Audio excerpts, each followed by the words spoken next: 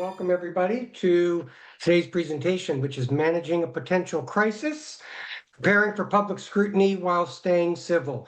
I have to say, other than artificial intelligence, this seems to be a very timely topic for everybody that watches the news with the Baldones, herds, and depths of the world. So this is a very timely program. My name is Keith Cooper. I am the vice chair of the BHBA, Entertainment Law Section, not the whole BHBA. I'm delighted to introduce our speakers. We have Anthony Storm, Terry Fahn, and the Honorable Craig Karlan. I will introduce them in order. Terry Fahn specializes in strategic communications, litigation support, crisis, and reputation management. He joined Sitrick and Company in 2000 after working as a litigation attorney. And during his tenure, at Sitrick, he worked on complex crisis, litigation, and business matters, representing and advising clients that include publicly traded companies and private businesses, nonprofit organizations, corporate executives, government entities, lawyers, law firms, and private equity firms, in addition to high-profile celebrities, performers, and professional athletes. He's also worked with several national retailers, apparel companies, municipalities, and government officials on a variety of public relations issues. Anthony Storm is a founding partner at Storm, I hope I'm pronouncing this right, correct me if I'm not, Palyan, Storm Palyan LLP, and is known for his expertise overseeing electronic security issues related to divorces for public figures. This includes taking steps to prevent disclosure of private information and minimizing the harm if a disclosure occurs. Mr. Storm entered the family law arena following his tenure as a clerk for the United States Attorney's Office. There he litigated criminal matters for the federal government. He was also recognized for outstanding service, receiving awards from both the United States Attorney's Office and from the Los Angeles County District Attorney's Office. Finally, we have the Honorable Craig D. Karlan.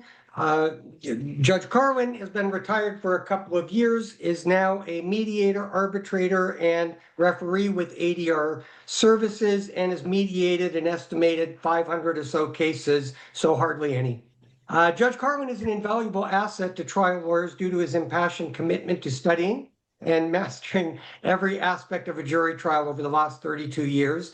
Judge Karlan's experience is evidenced by a track record of trying countless cases to verdict, both as a litigator and a judge. His passion for jury trials enables him to be an exceptionally effective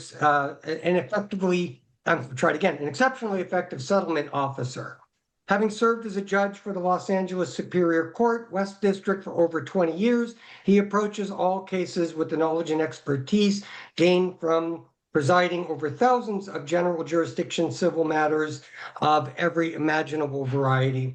I'm going to go one thing off script. I want to give a shout out to Rin Santiago, who's been instrumental, by the way, in putting all of these panels together. So thank you to Rin. And now with that, let's get started. Gentlemen, please take it away. Thank you, Keith. Very much appreciate your time and efforts in helping to put this together. Thank you, Rin, as well as the rest of the staff at the Beverly Hills Bar Association. We have a great panel here tonight. We're really, really fortunate to have both Judge Karlan and Terry Fahn here. Terry is, in my opinion, second to none when it comes to crisis PR. His firm Sitrick is very well known nationally, handles extremely high-end prestigious cases, and he's really the fixer, the guy to go to when there's a crisis PR issue. Judge Karlan I've known for many, many years. He's an unbelievably fair and just bench officer now at ADR Services. I think we're lucky to have them both here. This is going to be a great program. Briefly, I'll start with what we're really going to be talking about tonight. What we're going to hit. Our core themes that we're going to deal with are how do we maintain civility with opposing counsel, the parties, and the judiciary, even when there's scrutiny on the case? How do you get prepared to address media, leaks, and public attention? We'll talk about media guidelines. We'll talk about strategy, whether you want to go on the offensive or be on the defensive. If you can control the narratives before other people do, that's usually probably a good thing. I know Terry told us when we were preparing, if you don't tell your story, they might tell it for you. And I thought that was a very powerful, insightful statement. We're going to balance legal strategy with public perception and reputation management. What happens when there's litigation? When there's no other course and it's imminent? Do you still have an alternative? Can you mediate? Can you arbitrate? What tactics can you take to keep your case out of the limelight? What does the court think about these extrajudicial statements? And always, of course, this is a civility program. You got the ABCs. Always be civil. For those of you out there might remember Glengarry Glen Ross, always be closing, but we'll do always be civil here. We have the duty of candor, the duty to be civil. Judge Karlan will talk about how those duties and how you act really impacts the decision-making from the bench. So with that, I'm going to hand it over to Terry for a little bit, and we're going to talk about how do you prepare for media scrutiny? Well, thank you, Tony. It was very kind of you to have those nice words about me. It's nice to join the Beverly Hills Bar Association for this presentation. I am a lawyer. I'm not practicing any longer, but I use my legal background to help litigation support cases, which is a big part of my practice. And when we're approaching a litigation matter or a potential litigation matter, we like to address it just like an attorney would with a new case and trying to understand the facts and issues. What are the objectives our clients are trying to achieve?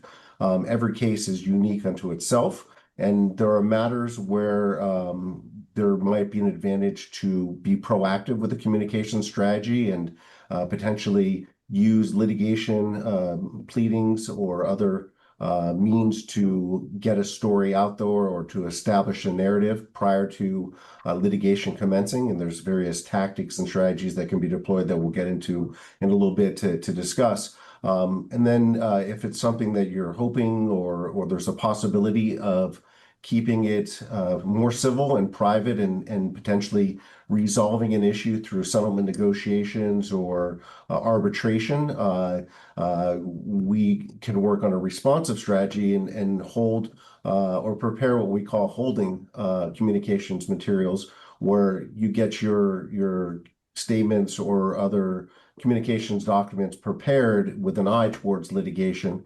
Everything that we do with the litigation support context, we work very closely with the attorneys. The legal matters almost always take precedence over the PR and communications needs. And so we tend to defer to legal counsel and take guidance from them. Another factor that we will discuss some point tonight, but I want to touch upon it, is taking steps to preserve attorney-client and work product privileges.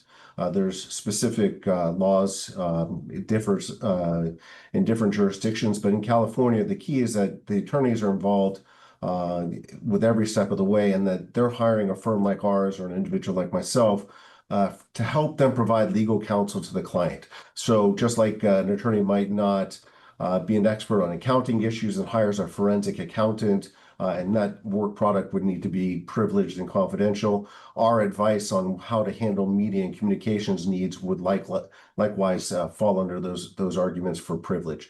But it's something that you have to be cautious about and diligent to make sure that you don't violate privilege. One of the things that I always seek to avoid is becoming a witness in a case or being deposed. I've actually, we've been very successful in the past, some very high profile cases involving some professional athletes where we were successful in challenging subpoenas from a Major League Baseball to get our records. And so that's something that was several years ago, but it's something that, because we took the steps to formalize how we were engaged and work through the attorneys, that we're able to defeat that subpoena.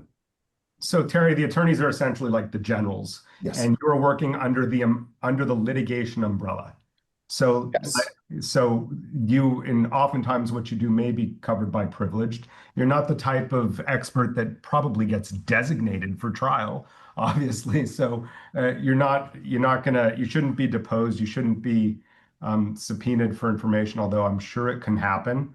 But in the sense of when things happen and you anticipate coverage, what strategic things might you think about doing to try to ameliorate any bad press?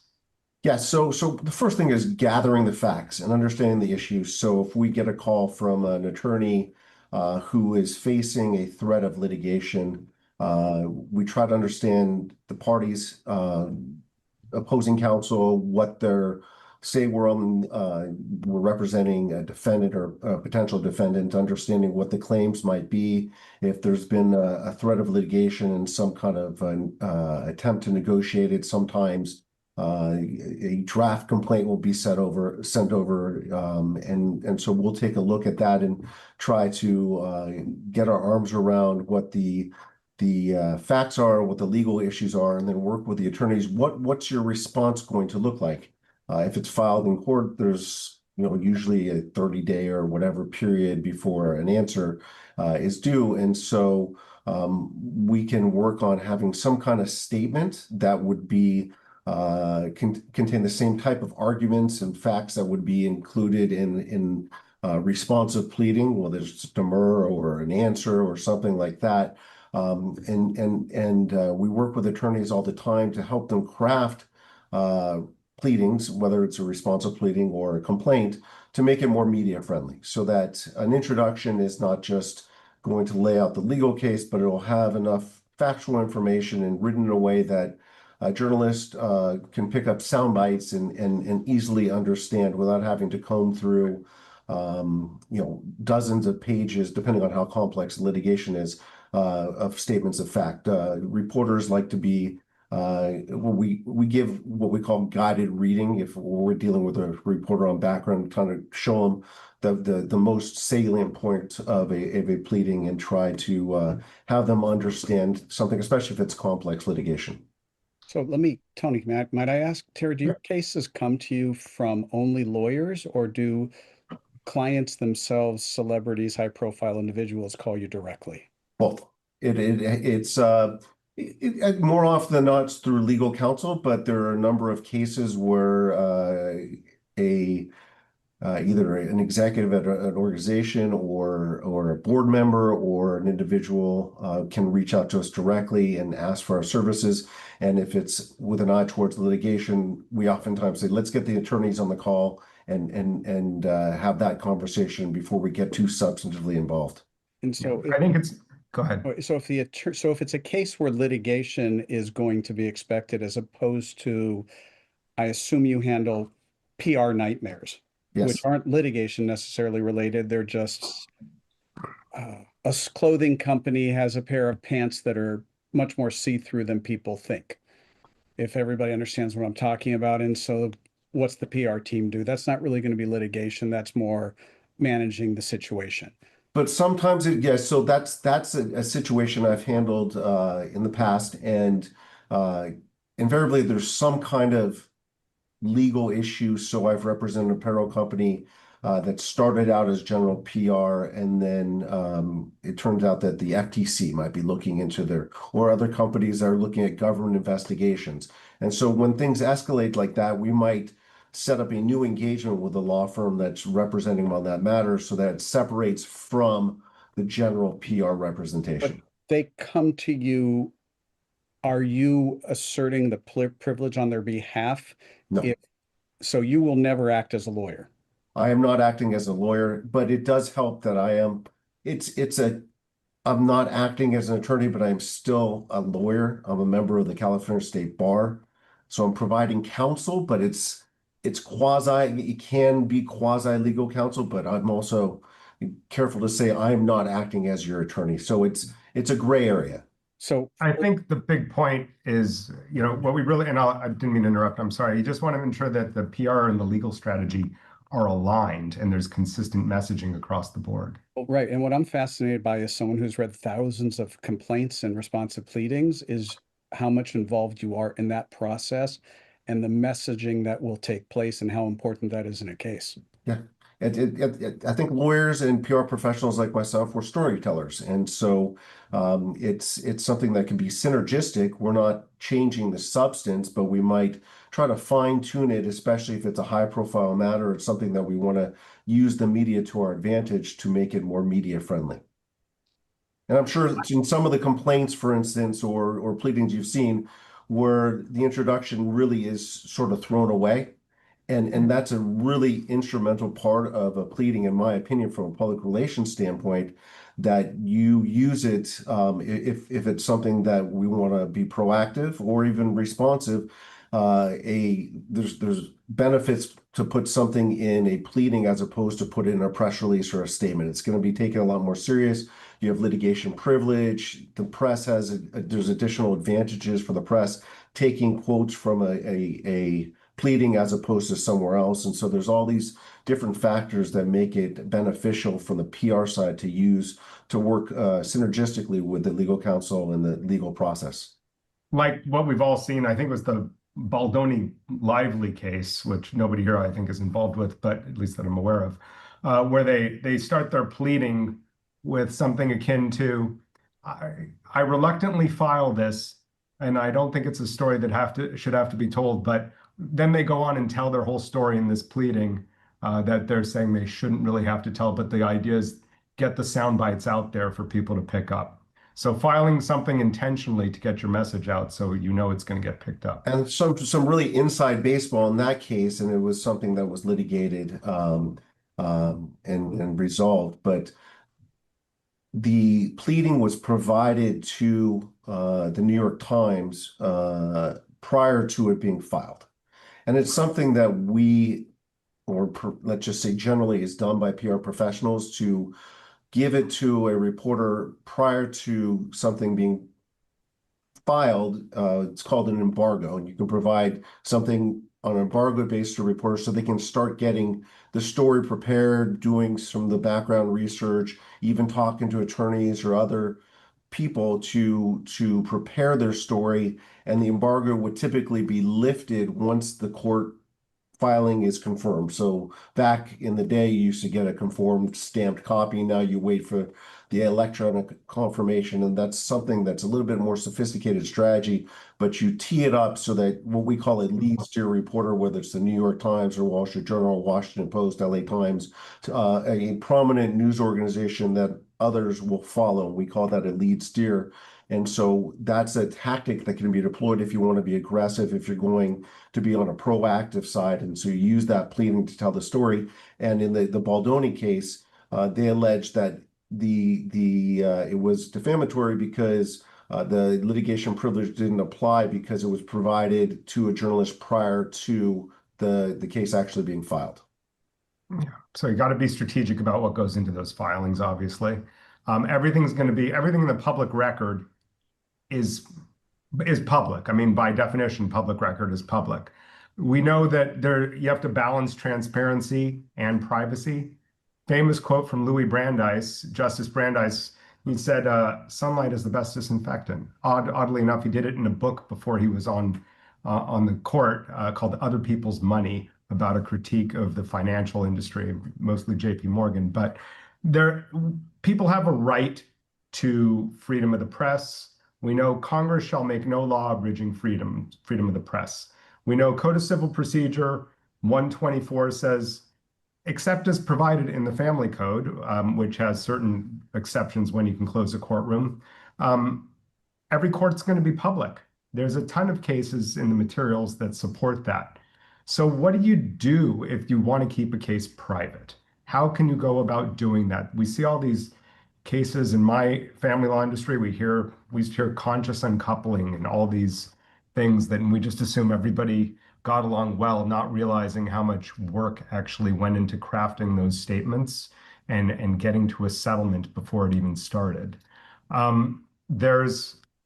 It's really hard to close a courtroom. I'm sure Judge Karlan can tell the public has a right to be there. There has to be a real least restrictive means to abridging the ability to hear or see what's going on in the courtroom. Doesn't really happen that often, but I have been involved in cases involving children where the court's been able to do that.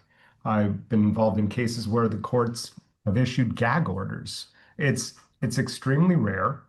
Um, and there are certain things you can do if you want to keep your case private. They're not always successful, but we can talk about it. I know in family court, there's, like I said, they have authority to close the courtroom. It's just highly unlikely.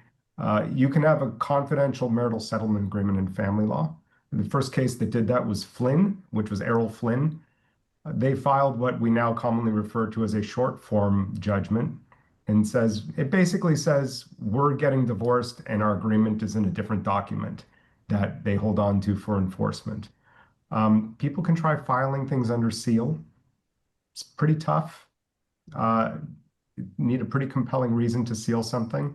Sometimes you can file under a pseudonym. We used to see that often with appellate cases that were just done by initials when there was a parentage case. If you want to file under a DOE, you'll need a request for order to affirm it.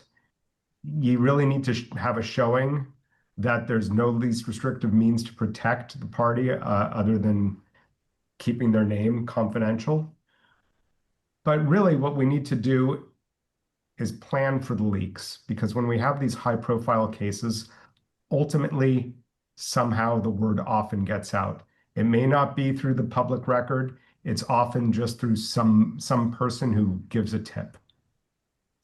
So I think contingency planning is really, really important. Doing more than practical things like marking a deposition confidential, filing in another county if you're able to doing that. I'm sure Terry has crafted agreed upon narratives when things have settled prior to having the statements really being made and figuring out who's going to make those statements. So there are a lot of things we can do, and we'll talk about them. Terry, I don't know what your sense is of and what your experience is in keeping a lot of these things out of the media, and because by the time you're involved, this story's leaked. But there are things you can do that I know we've discussed when something goes out, whether it's options that you can talk about, whether you want to, for instance, have a press conference, issue a statement. I'll let you opine more about some of those things, but what might a person do when they're trying to plan for an action that they know is going to become public? Sure. And so there's different stages of litigation. So when there's a threat of litigation, when there's things that have been, negotiations have failed. And then, one of the things actually, before we get into those specific guidelines, I'd love to hear from Judge Karlan about his impression, especially when something is in arbitration. Those are pretty strict and confidential, but I've been involved in cases where even though there's an arbitration clause, so one party might file something with an attempt to get their bite at the media apple before it's kicked to the arbitration. And I'm curious to hear what Judge Karlan has to say and think about when that might happen if one of the parties sort of goes outside of a confidential arbitration and either leaks things or gets things in the media. It happens all the time where someone will file a civil action when there's an arbitration provision, and then the defendant is forced to come into court and move to compel arbitration under 1382. As you know, that's a standard act. Sometimes it's done for strategic reasons, as you're suggesting. Sometimes people don't really know what the arbitration provision is or don't think it applies. There were a ton of cases that were filed in civil court relating to sexual harassment or sexual assaults in the employment context.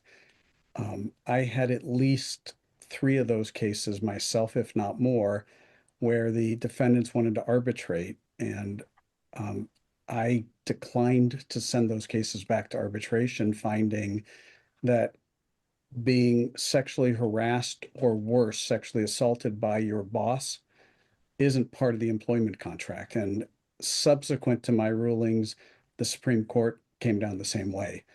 So luckily I read the tea leaves right, or at least I should say luckily my common sense turned out to be correct. And so in those cases, there were employment arbitration provisions, but ultimately those were deemed unenforceable. And so, I mean, I've had a published case involves The Fast and the Furious that's published. It's been out for a while, where there was a question about the arbitration provision.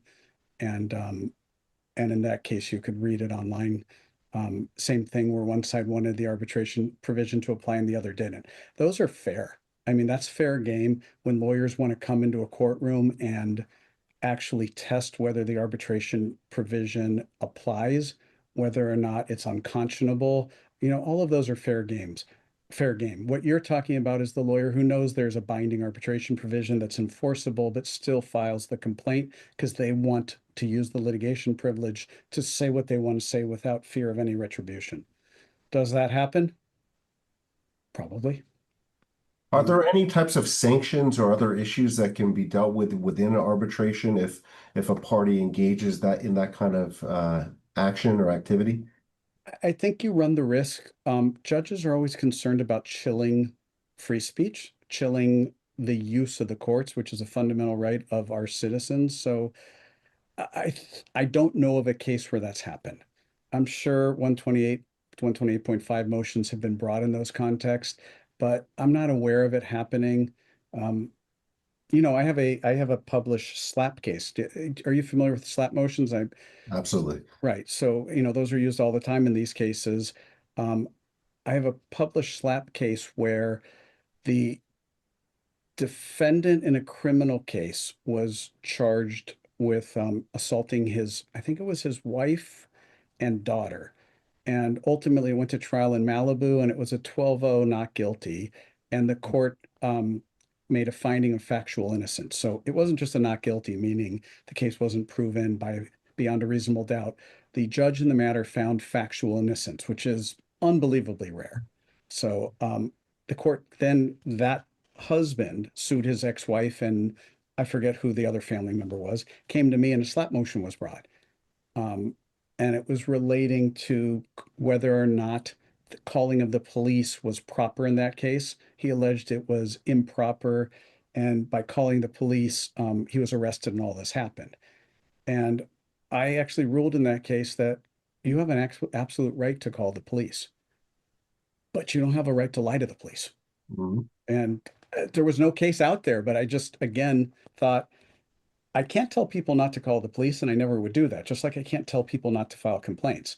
But if you're going to call the police, it is actionable if you're lying. And here, there was enough because of the finding of factual innocence that the call was untrue. And so I guess that's how you sometimes want to thread the needle as a judge, to make sure everybody has their day in court. But every now and then, you know, you got to set those limits. It's just hard. And I don't know what the remedy is for a scathing complaint that lays someone out. It seems unfair is the reality. I'm not sure what the solution is. Yeah, especially when it's going to be kicked to arbitration. And I've been involved in some of those cases where a complaint is filed, and it's from my point of view, filed for media consumption. Right. And the motion to compel arbitration has given us a small platform to counter, and we have to be very careful, because if we go too far, now we're actually setting ourselves up to have our motion to compel arbitration denied. Understood. But in one particular case, it was very high profile and involved in talent agency and an agent accused of wrongdoing. And we were very strategic and careful, and came up about a page-and-a-half introduction to put some facts in there to counter the narrative. And the motion to compel arbitration was granted. And so the case went out of the media scrutiny, and it was resolved. And once it was resolved, everyone was able to move on with their business. Back to what Tony was asking about the different platforms and ways to be able to communicate with the media. Very generally, press conferences, I think, are the most well-known and most, if you see it on TV shows, it's something that happens all the time. There's plaintiffs' attorneys who are really well-known for doing press conferences, the Gloria Allreds of the world, or the Tony Busbys. And that's something that can be very, very effective on the plaintiff side. I don't personally like press conferences. I think They're harder to control. It's more a free-for-all, and you really lose some control. And we've worked with the reporters to get some questions to them that will be hard for attorneys to answer. So a press conference is one way to get your narrative out there. You can put out press releases or statements. Those are really good for response. If you don't have a pleading, for instance, a complaint is filed and legal counsel is not prepared to file a response, in the same news cycle. So you can put together a statement that has enough information that it's not a no comment, that it something that I tell clients all the time, you can plead the fifth in the court of law, but you can't plead the fifth in the court of public opinion. And so if you have a no comment, you tend to look guilty. So if something can be said that goes beyond we can't comment on pending litigation, it can be helpful. Along those written statements, what we like to do with permission of counsel, if it's something that we can be done, that can be done with the media, especially trusted media, to talk to them in different ways, whether it's off the record, and off the record is something that you specifically define with journalists because different journalists have different understandings, but off the record to me it means that it doesn't go past that conversation. They can talk to their editors or something about it, but it's not going to be something that's going to ask of some other interviewee or outside or the other side in a litigation. But we use that tactic to try to undermine if something's not true and provably false. And there's some kind of documentation, you can talk to a reporter and lead them to where the evidence lies to show that these allegations are untrue and potentially kill a story or at least alter it without commenting on the record. And you can provide also what we call background, and that's or not for attribution. And that's something that we can engage with, oftentimes a lawyer talking to a reporter to give them guidance about a specific situation, facts, or legal issues that won't be attributed directly to the attorney. It would be or to us, it would be a source familiar with the matter. And that way it's a little bit more cautious than doing something on the record. But there's several of the different ways you can engage both either proactively or reactively to a litigation event. What about power of social media, influencers, gaming the algorithm? Do you see people trying to do that today? It seems like you can have a trial by Twitter these days. Everyone is now thinks they're a PR expert and is reporting off their cell phones outside of courtrooms.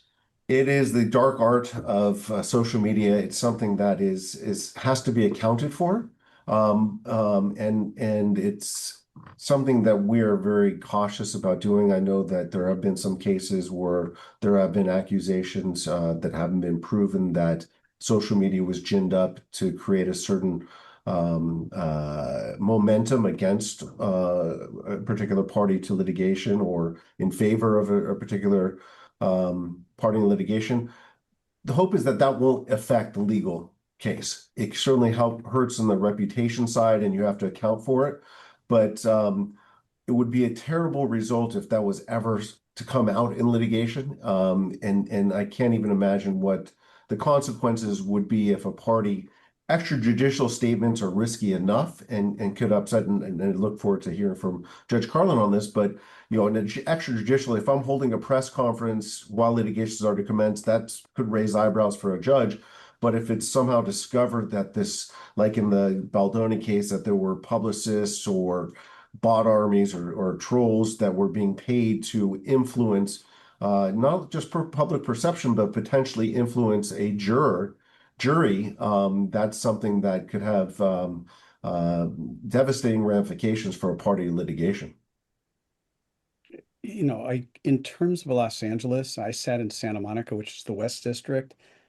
I handled a number of high-profile cases, including several jury trials involving people that everybody in this room knows. The jurors, shockingly, surprisingly, don't get affected by this. They're so much better, and I'm speaking from my years in this district. They're so much better at forgetting about stuff that we tell them to and taking their job seriously than most people think.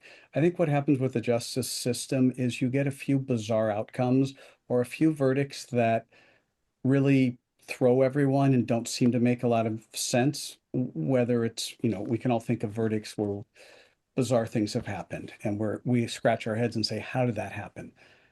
99% go as you expect. And I can tell you that in all but one of the cases I tried, and we're talking, 100, 200, 300, all but one of them came out exactly within the range that I expected, which is, should surprise most people. They actually get it right.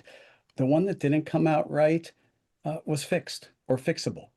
And the only reason it didn't come out right was everybody was so crazy on that case that it was like a TV show. And so I get why the jurors kind of struggled with it, but they do such a good job, juries. I have the utmost respect, and we can weed them out. You can figure it out. And, that's what voir dire's for. But I have a question for you, Terry. Sure. In the old days, there was an expression that no news is bad news for a celebrity or a famous person, that anything that's said that gets you in the press Mhm. is publicity, and publicity is a good thing. We can talk more about what I see from the bench, but I have a slightly different take today because of the internet, because of social media. I do think that some of these wars are not beneficial. Does that make sense what I'm trying to ask? I'm just curious your take. Absolutely. And the saying, all press is good press, or Right. it's certainly not in modern media. It's certainly not the case. And some of the best work we've done has been to kill stories, and so that a story never sees the light of day. And that's something that we are very proud of, happy that our contingency documents, contingency communications plans sit on the shelf, but sit in our files in our computer and never gets out there. And that's something that our clients and the lawyers and the entire teams have been very happy when we'll be able to strategically advise and engage with the media to make something go away without it being published. And so especially in the Me Too era and the following areas where allegations can spread around the world. It's the old adage, the lie can get all the way around the world before the truth gets its shoes on. I forget if that was Eisenhower or who that was, or whoever's quote that's attributed to, but it's something, things move very, very fast is the point. And so once something's out there, you have a very limited time to respond before a story can take a life of its own and it's accepted as fact. And so getting prepared, and there's a saying I use all the time attributed to the great coach John Wooden: be quick, but don't hurry. So you want to get your facts in order and get your information straight and be able to respond as quickly as possible. But we've come in many cases where statements were issued that were not accurate or misleading and potentially perceived as a cover-up, and cover-ups can be worse than the underlying allegations. And so you want to be quick and react quickly, but you don't want to correct so quickly that you make the problem worse. Yeah, a well-crafted message, I think, can go much further. You might, whether or not you win in court, you end up losing in the court of public opinion. And I think that's the problem. You can, we see it all the time in family law.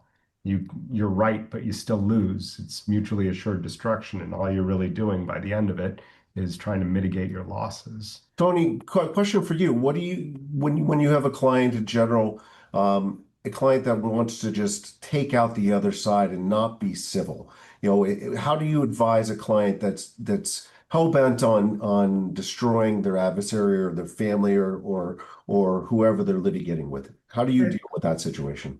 You need client control, and those are the clients that I try to steer clear of. Sometimes we get these clients that just wants to shame the other party, and attorneys who do it all as well. But by the way, there's a rule again, rule of professional responsibility about shaming. Attorneys shouldn't be doing it. I think it could be wrong, but I think it's RPC 4.1. But that sort of attitude isn't to anybody's benefit. When it's done by counsel, it could be sanctionable. we see this all the time where people just try to destroy each other. I had something today that seems like the dumbest thing in the world. I mean, it's just people who are not even married, just breaking up. And they're going back and forth with these ridiculous allegations, threatening restraining orders against each other for no reason. And it's not a case I've been involved with. I know we're not allowed to speak about that, but it's just a consult today. And I'm thinking, this is absurd. This gets in front of a judge and they think it's frivolous, an entire waste of time. Nobody benefits to it. In my cases, the kids are the ones who get hurt, whether even if nobody wins, there's less resources available for their children. They're always going to remember their parents fighting. It's an awful, awful situation. And I think it's important to remember there are no winners. You just are mitigating what you're going to lose at the end of the day. So working with counsel for the adversarial side who sees things in a similar light can keep it civil and benefit both clients by not making something public. 100%. I mean, I've had cases where we just settle before anything is filed. We go to a private judge prior to filing. We work it out civilly. I've had cases where there are very high asset cases where we had to, on our local form that requires the address, we just put a zip code for jurisdiction because we need to keep these cases. Their address might be, you might not want somebody knowing where they live. Maybe there's, in that particular case, there were some threats on family members and kidnapping threats to their kids. So when an opposing counsel goes in and then files their pleadings and puts in their home address, it's detrimental to everybody. The important thing is to make sure that everybody's on the same page and working collaboratively to get this done. Sometimes I feel like you're in these cases where you're triaging a patient and you're trying to stitch them up while the other person's trying to kill them. And it's absurd. Go ahead. Here's what I would say. The abuse or the payback that you're talking about, what you want to tell your clients is you're going to show up in front of a judge like me. I sat in family law for a year and a half. I spent most of my career in civil, but just a year and a half in family law. Think about what's on a judge's calendar right now. I don't know the family law numbers. I can tell you civil in the West District, they're 1,000 to 1,400 cases.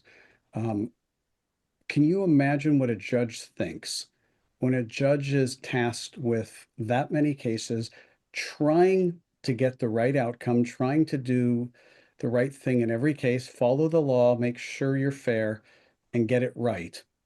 And the judge has to read through all of this garbage. It doesn't help you. And so while it may feel good for your client and your client's thrilled and laughing that they were able to say X, Y, and Z horrible things about the other side, they're really hurting themselves because at the end of the day, the judge will look at that and not be happy. And whenever there's, cases like that in close calls, it's not going to inure to your client's benefit because judges know what's going on. We've seen it too many times. And so if the goal is a successful outcome, that's just not how you get there. Credibility is everything too, Craig. I'm sorry? Credibility is everything. So when somebody... That's correct. Yeah. Yeah. I mean, look, you're going to need something from the court. And let's just call it like it is as a lawyer. Something is going to happen because we all live. You're going to have a spouse who has an illness. You're going to have a car that breaks down. You're going to have a child who needs you. Something is going to happen. You're going to have a computer that breaks down or a printer that doesn't work or your internet goes down. You're going to need to come into a courtroom where your word matters or you're going to be in deep trouble. And if you blow it on all of this garbage such that the court doesn't trust you on anything, what happens when you really need something and the court can look at you, if you're an honest person, and say, Mr. Storm's telling me the truth. He's an officer of the court. I don't believe for a second that he would mislead me. His car broke down. Let's move on, counsel. And that's what you want in a courtroom. You don't want someone who misleads and pulls fastballs and tells you half truths, because then everything becomes suspect. We're too busy, or the judges who are still there and me when I was there, too busy to play these games. Yeah. What do judges do? Sorry about that, Tony. What do judges do when you have a high profile case? Do you take steps to avoid the media coverage, or is it something that you monitor or look at, or what's the process for a judge when you're involved in a high profile case? So great question. I didn't have the 12 or 1300 cases they have today. I had 700, which was massive. So I don't even know how they do it today. With my 700, if I have a media case, it's one of 700. In my docket of 700 cases, I probably had somewhere between 20 and 40 high profile people involved. I could go through a litany, whether it's music industry, athletic world, coaching world, TV, any politician, whatever it is. We always had, because we're in the West District, a huge number. They take the same amount of work as every other case. Even though the media is interested, the demur takes as much time. The cross complaint, the motion for summary adjudication, et cetera, everything takes as much time. And so they don't get special treatment. But your question about what would I do with the press, I was one of the old-fashioned dinosaurs, even though I took the bench younger and left, younger, even though I did 30+ years on the bench. I wasn't a big fan of cameras in the courtroom because I think people behave differently. And my goal is to get the right outcome. And I had press in the courtroom all the time. I had the people drawing pictures, the artists. I've had reporters in there. They've been in there so much that they would say hello to me, and I knew who they all were. I didn't like the cameras because people behave differently, and then it makes it harder. And so that bothered me. The other thing I don't like is grandstanding. If you've ever seen Charlie Brown with the scene where the kids go to the classroom, does everybody remember what the teacher sounds like? That's what it actually sounds like when you get two lawyers just yelling at each other back and forth. And under the rules, you're to address the court. So the conversation is between you and me. It's not, for example, between you and Tony, if you were in a courtroom. And what happens all the time on these high profile cases is the lawyers just want to, the ones who, some of them, many of them are phenomenal, but some of them will go at each other and it just doesn't help the Do cause. judges ever, just say a case in front of you or another judge is on the front page of the New York Times or LA Times and it's there on your kitchen table? Do you avoid it? Do you read it? What are the... My case? You say a case that you're working on. I don't read it. Yeah. I don't think it's appropriate. It's probably an ex parte communication. Yeah.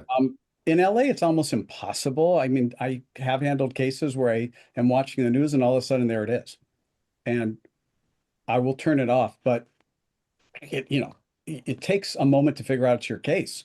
Yeah. And then you're like, oh, they're talking about my case. Then you turn off, but none of that affects a sitting judge, at least. Yeah, and there are some cases I've worked on, especially in the criminal context, where a case is all over the media before something's actual filed, right? Before there's even an arraignment and someone's arrested. And so that's a different kind of representation working with the criminal counsel, because now you're talking about someone's liberty interest at stake as opposed to a civil financial hit. And so those are very difficult, but also it's very important to try to get something out there to profess some kind of innocence. And so those cases can be very difficult to manage, but working very closely, we are in particular diligent and not doing anything that would compromise our case, especially on the criminal side. So Tony, we should probably talk a little bit about 1001, 1002, since it's a really big deal. In 2017, in response to the allegations against Harvey Weinstein, the California legislature adopted 1002 of the Code of Civil Procedure. Thereafter, in 2018, SB 820 was passed, which is CCP 1001. They have names: the Stand Act, the Silence No More Act, SB 331 amended the Stand Act and included more offenses. The gist of these provisions is NDAs are prohibited in many circumstances now. And so I'm not here to debate the wisdom of this. There are certain people who have engaged in certain conduct that they and their conduct are, it's just reprehensible, and the whole world should know so that nobody is hurt again. The problem comes from what happens when allegations get made against somebody who's not really didn't do anything, isn't responsible. It's kind of one of those nonsense complaints against a celebrity, and they can't settle if the complaint's filed with an NDA, and it makes it much harder. So there's a lot of thought that needs to go into these cases and the timing of how to get things done. I think that these sections ideally would be amended somewhat, but I don't know that the legislature will do that. That's their call. But it is something to be aware of, because a lot of high-profile people will not settle a case when they've been accused of something reprehensible. If the case is filed and they can't kind of, get a, we've agreed to mutual terms, it was a misunderstanding or whatever, that's just going to go to trial now. And it's a big, big issue to be aware of, because I know that some of the alternatives to courtrooms is pre-litigation mediation, which I handle all the time on cases like this, and or arbitration. Arbitration is interesting because these cases and the statutes talk about civil actions and or complaints to, for example, certain state agencies and employment cases, etc. I'm not sure how arbitration would play out in that, but my hunch is it's going to be covered because you're going to have to go at some point to court to get the award confirmed. And then it's a court case. So it's tricky, and just be aware of it. Oftentimes you can get victims are better off settling pre-litigation because they can control their fate and destiny a lot more. Might potentially even get better settlements, but it's something to be aware of. What gets me to sort of where I was going to get to anyways, I imagine you see these cases getting mediated or arbitrated prior to them filing a number of times because of these statutes. But what I'm wondering is, we see arbitration clauses all the time that people ignore and they go and file. Yeah.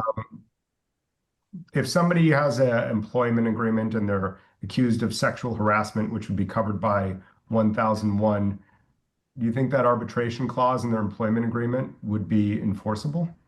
No, I had mentioned earlier that I found them enforceable multiple times. I was affirmed every time, and the Supreme Court on a published case finally said the same. So no, I don't think so, because I don't think that's part of your employment contract, that you're going to have a supervisor touching you improperly or anything worse. That's crazy. And that's what I found and felt. So you can't compel arbitration in that situation. I don't, Yeah. The answer is I don't. The answer is correct. I don't think that's happening. But what happens when you go to arbitration and then have to file in Superior Court to get the award confirmed? You now have an action theoretically. I don't know that there's any case law out there. I'm just highlighting this issue because this is all relatively newer, but it's something that lawyers in this space have to navigate. Remember, we've kind of talked about sexual assaults because that's, with the Harvey Weinstein situation that caused this law to come about and some other high profile individuals.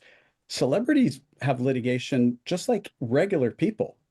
They have neighbor disputes. I can't tell you how many world famous people I've had in my courtroom on neighbor disputes.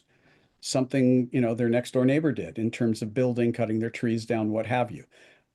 Some of these have been in the newspaper we've read about, but they get in car accidents. They have medical and legal malpractice. They have business disputes.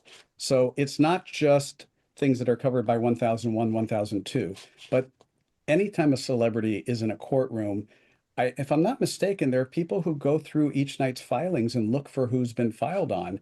And, if someone world famous's name comes up, they're going to pick up the case and see it. And oftentimes those are better handled kind of, you talked about off the record, I'll call them pre-litigation mediation.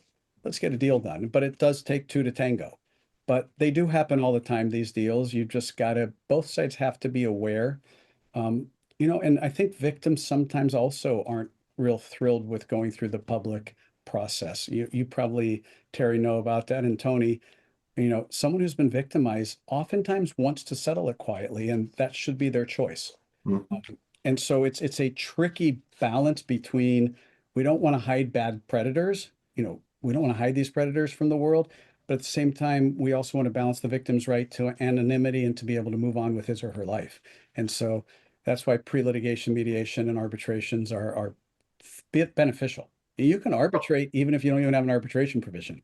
You can reach a stip and go. People don't think about that. Judge Karlan, in our last few minutes, we have another 5 minutes here. I think we're touching on a really important topic, and that's mediation and mediation confidentiality. So I'm hope that people on this who are watching know that anything that happens in mediation stays in mediation. But it's a tool that can be used, and you can expound a little bit on this more than I can as a retired bench officer about how you can use mediation and keep some, maybe not the sexual harassment issue that has to be disclosed and you can't do an NDA, but there's so many other issues and disputes that can be properly and effectively resolved in a private mediation before filing. When you look at 1001, 1002, it lays out what can and can't be protected. But there are a lot of situations where pre-filing can be addressed in mediation. One of the benefits is I've talked to victims and just listened and let them tell their story. And there's a huge cathartic effect that allows the case to move forward because they've been heard. And the irony is, other than a jury trial, they're not going to be heard like that one-on-one with someone sitting there within 5-10 feet of them, actually listening, actually taking notes, asking questions, engaging them, and of course, in a way that's really protective of their sense, very sensitive and protective of their privacy. And some victims want to say very little and just want to say, he hurt me. And others want to say a lot more, and they want to tell you every detail. And I always tell them, you determine how comfortable you are sharing what you want to share. I don't want you to be uncomfortable here. This is not about that. This is your forum to speak your mind. And you'd be amazed how many people feel so much better at the end of a session. People don't think of mediation as therapy, but I will tell you, for a lot of people, especially victims in this space, in this arena, it's hugely therapeutic if it's done correctly, and it allows deals to happen and allows them to move on with their life. We all know what happens in a courtroom, and I never issued a gag order, but victims, the media frenzy happens, as Terry knows, and so yeah, the suspect, the defendant, can be the subject of the full force media press. Unfortunately, so can the other side, and I'm sure you've been called in, Terry, on those situations too to help alleviate the stress, but it's hugely stressful, especially for a victim who isn't a celebrity and isn't used to the press everywhere. So yeah, there's a huge benefit. It is confidential. Like I said, we can do confidential settlements. We can do everything confidential as long as it falls within these two sections of the code. You have to be able to do that. We're not going to do anything illegal. It's got to be correct. It's got to be legal. Otherwise, it's not enforceable. So even if a mediator wanted to just say, no, there's an NDA, court's not going to enforce it down the road. So you got to do it by the book. Yeah, Well, one thing. Go ahead, Tony. I'm sorry. No, I just wanted to tag on just to be mindful in our last couple minutes of Evidence Code 1125, which most people don't realize that technically, if there's been no contact with the mediator for 10 days, mediation ends. So it's important when entering into these mediations, you be aware of those statutes and probably waive them, because mediations typically take more than 10 days. Right. And so when he says it ends, the key is the privilege ends with it. And I have everyone go through me, send the documents through me, send the proposals through me, so the privilege is there. And when you come to me, you're going to waive the 10-day rule that's in the evidence code as part of the initial intake process. Because of this, I've had mediations take a day, and I've had them take a year and a couple months, and everything in between. So excellent point. Thank you. Any last point? Do we Well, open Do we up have for questions? questions? we do have questions. I think we're at our hour, but we can Can do we one take one question. or two? Will they let us take one or two? Yeah, Sure, please, feel free. let's hit it. One question we have is there any way to avoid publicity of award confirmation by having the award include findings by an arbitrator or need for sealing? Will that matter? Um, can you, I think what the question is, can the Superior Court's order confirming the arbitrator's award be kept secret? And I've never done that. I've never heard of anyone doing that. And I don't expect a court ever would do it. Judgments are all public and it's in essence a judgment. And so I don't know how that would be. I can't think of it. If anyone can figure it out, send a message to the three of us and I'll certainly review it. And if you're right, amazing. The only time where I've kept judgments out, and it's really not a judgment, it's a settlement agreement. A settlement agreement that might be referenced in a publicly filed judgment for enforcement purposes that then becomes admissible. But Here's the solution. In the arbitration, if an award is entered, pick the dollar amount, $1 million, 500,000, whatever the number is, pay it. Yeah. And there's just no need, to have it confirmed. Now, the other side could stick it to you, but I'm assuming they're going to arbitration. They're working with you, but that's the answer. Just pay it and it doesn't need to be confirmed. Pay and keep civil. Correct. One other always be question? civil. Do we have one more, Tony, or no? I think we're out of time on the questions, but this was really, really terrific. I thought this was engaging, a great CLE. Really, truly, thank you, Judge Karlan, for making the time. I know how busy you are, and thank you, Terry, for doing this today. I know you're in huge demand, and I really appreciate you both being here today for this CLE. Tony, thank you, and the bar, Beverly Hills Bar, and Terry, thank you. Pleasure meeting you, Terry. Thank you, everyone.